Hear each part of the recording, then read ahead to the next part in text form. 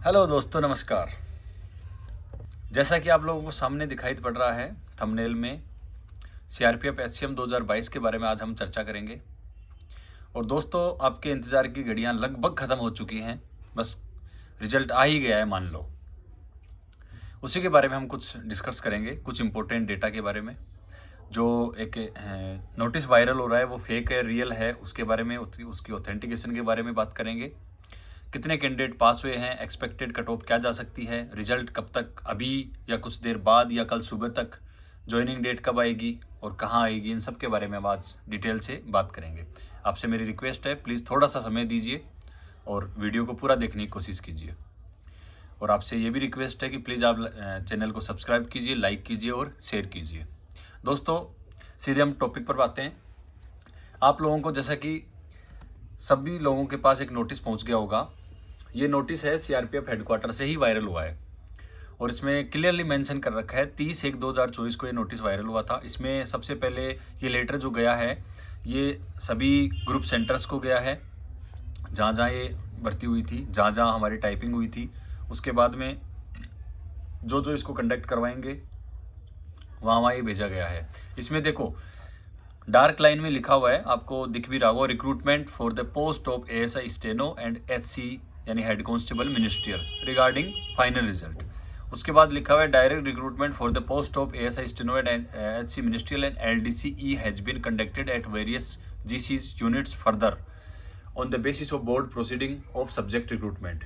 यानी इसमें ये दिया हुआ है कि जो हमारी डायरेक्ट रिक्रूटमेंट थी, डायरेक्ट रिक्रूटमेंट वो होती है जिसमें टोटल पोस्ट बाहर से भरी जाती है, यानी एग्जाम के थ्रू, फ्रेश कैंडिडेट। और एलडीसी एग्जाम वो होती है जो डिपार्टमेंटली एग्जाम होती है, जो लोअर पोस्ट पे ऑलरेडी कैंडिडेट होते हैं वो अपर पोस्ट के लिए एग्जाम देके उस अपर पोस्ट को अचीव कर पाते हैं। अब थोड़ी सी सोचने वाली बात यहाँ थोड़ा सा डाउटफुल ये है कि उसके बाद थोड़ा सा बता दो आपको, इसमें ये 12वां रोजगार मेले के बारे में जिक्र कर रखा है। 12/2/2024 को जो कंडक्ट करवाया जाएगा उसमें वेरियस वैकेंसीज की ज्वाइनिंग दी जाएगी, जिसमें दिल्ली पुलिस भी शामिल है, बीएसएफ भी शामिल है, सीआरपीएफ भी शामिल है, और भी बहुत सारी वैकेंसीज हैं, भर्तियां हैं। उनकी 12 तारीख को अलग अलग जगह पे कंडक्ट करवाया जाएगा और अलग अलग लोगों को कॉल करके, और उसमें जो भी इच्छुक कैंडिडेट होंगे उनसे पहले परमिशन ली जाएगी और उनका नाम उसमें डाला जाएगा। उसके बाद उन बच्चों को, उन कैंडिडेट्स को वहीं पे ज्वाइनिंग दी जाएगी। ठीक है, तो उसके बाद मैं आपसे जो डिस्कस करना चाहता हूँ ना, वो डिस्कस करने वाला टॉपिक ये है कि इसमें नो डाउट ये सारा डिटेल सही है। हेड कांस्टेबल मिनिस्ट्रियल डायरेक्ट, इसमें 1492 बच्चों को इन्होंने पास किया है, 1414 ही पोस्ट है, तो 78 बच्चों के आसपास कुछ खतरा मंडरा रहा है। अब जैसे कुछ यूट्यूब चैनल्स पर ये दिया हुआ है कि ये 1492 बच्चों में एलडीसीई की वैकेंसी भी है। तो दोस्तों, एलडीसीई की वैकेंसी 251 है। 251 में आपकी स्टेनो भी हैं और ये जो हेड कांस्टेबल है, ये दोनों हैं। उसमें से शायद 200 जो 51 है उसमें से 125-150 के आसपास हेड कांस्टेबल है।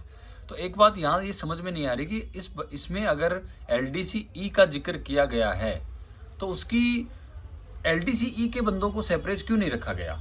क्योंकि देखो, गौर करने वाली बात यह है कि हेड कांस्टेबल मिनिस्ट्रियल डायरेक्ट, ये जो लिखा हुआ है ना, इसका मतलब तो यही है कि ये हम हैं, यानी फ्रेश बच्चे। तो एलडीसीई का जिक्र करने का फायदा क्या है?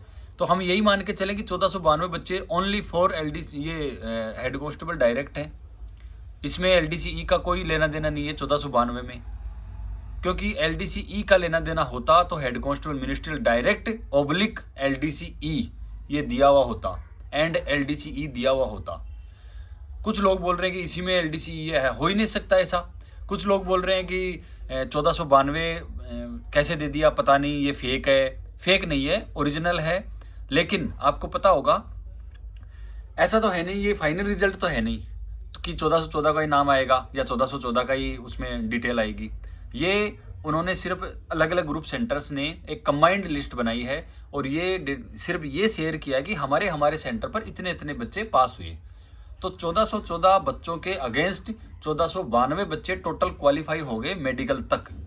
अब इन 1492 बच्चे पास हो गए ना, तो यहाँ क्वेश्चन मार्क लग जाता है। अब लगेगी मेरिट।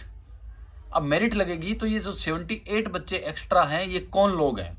हो सकता है ये ओबीसी के हो सकता है ये ईडब्ल्यूएस के हो सकता है ये जनरल के हो। तो जो तलवार लटकेगी ना, वो ओबीसी और जनरल पे लटकेगी। तो दोस्तों मैं यही बताना चाह रहा हूँ आपको, क्योंकि SC और ST की तो पोस्ट भर ही नहीं रही थी। अगर SC ST में कोई जनरल की मेरिट फाइट कर रहा है तो वो तो जनरल में चला जाएगा, फिर पीछे उसकी वैकेंसी कवर हो जाएगी। OBC में भी ऐसा होगा, लेकिन OBC में नंबर ऑफ स्टूडेंट बहुत ज़्यादा थे, नंबर ऑफ कैंडिडेट बहुत ज़्यादा थे। तो उसी आधार पर मुझे ऐसा लगता है कि जो 78 बच्चे हैं ना, ये OBC और जनरल के हैं और इन पे कहीं ना कहीं तलवार लटकेगी। अब बात आती है कि ये कौन सी लिस्ट के होंगे बच्चे। तो दोस्तों जो तीसरी लिस्ट है ना, उस तीसरी लिस्ट के OBC और जनरल के बच्चों पर तलवार लटकेगी 100%। क्यों लटकेगी? क्योंकि 78 बच्चे आउट होने हैं और ये मैं दावे के साथ कह रहा हूँ, ये 1492 में LDC-E का एक भी कैंडिडेट नहीं है। क्योंकि इतना कॉमन सेंस तो आप भी, या तो देखो, अगर मैं सही बता रहा हूँ तो ये डाटा भी सही है, और अगर ये जो CRPF ने दिया हुआ है ना, head constable ministerial oblique direct, इसका मतलब तो क्लियर यही है कि इसमें LDC का कोई लेना देना नहीं है, या फिर क्लेरिकल मिस्टेक हुई है उनसे। दोनों ही चीज़ पॉसिबल है। अब मुझे नहीं पता क्या सच्चाई है, लेकिन जो दिख रहा है वो मैं आपको बता रहा हूँ। तो 1492 में 78 बच्चे आउट होने, 100% आउट होने। अब ये 78 बच्चे कौन होंगे? देखो, अब ये CRPF की रिक्रूटमेंट प्रोसीजर है, तो ये वेटिंग लिस्ट निकालेगा नहीं निकालेगा ये अलग बात है, लेकिन उसमें से मैं मान के चलता हूँ कि इन 1492 में से लगभग 15 से 20 बच्चे तो ऐसे भी होंगे जो अदर किसी भर्ती में, जैसे CISF है, BSF है, इनमें ज्वाइनिंग लेगा, CRPF में नहीं आना चाहेगा। दिल्ली पुलिस कांस्टेबल में भी कम से कम 10 बच्चे ऐसे हैं जो दिल्ली पुलिस कांस्टेबल में भी हैं और इधर भी हैं, क्योंकि मेरे साथ भी एक दो बंदे टाइपिंग सेंटर पर थे, उनके 78 नंबर थे दिल्ली पुलिस में, और उनका फिजिकल मेडिकल सब कुछ क्लियर हो गया, टाइपिंग भी क्लियर हो गई उनकी। तो वो बच्चा दिल्ली पुलिस वाला जो कांस्टेबल बनेगा वो ऑल इंडिया सर्विस में क्यों आएगा? दिल्ली रहना पसंद करेगा वो। तो ऐसे 10-15 बच्चे मैं मान के चलता हूँ। तो फिर भी ये दिक्कत तो है ही ना, 78 बच्चे आउट तो होने ही है। अब ये वेटिंग लिस्ट आएगी नहीं आएगी इसका तो ये डिपार्टमेंट जाने, अभी कुछ नहीं कह सकते इसके बारे में, लेकिन दिक्कत ज़रूर आएगी।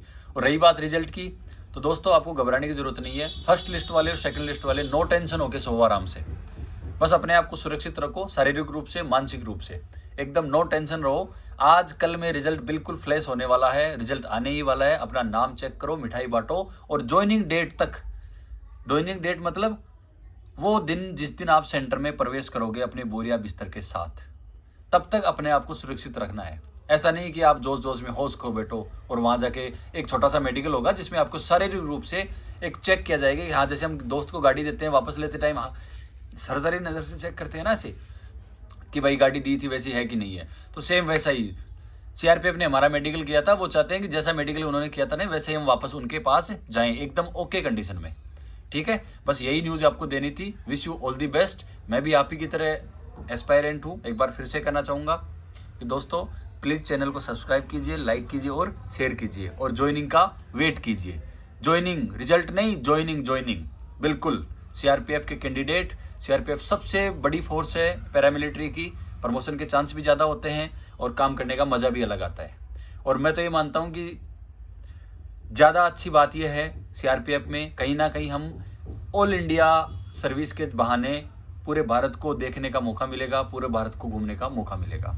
जय Hind, wish you all the best, और बधाई हो जिनका भी सिलेक्शन होगा। मैं भी डाटा शेयर करूँगा मेरे चैनल से जुड़े हुए लोगों का, तो अपना रोल नंबर वगैरह, नाम वगैरह शेयर कर देना बस एक बार, फिर मैं चेक करके बिल्कुल लाइव आके सबको बधाइयाँ दूंगा। Thank you so much.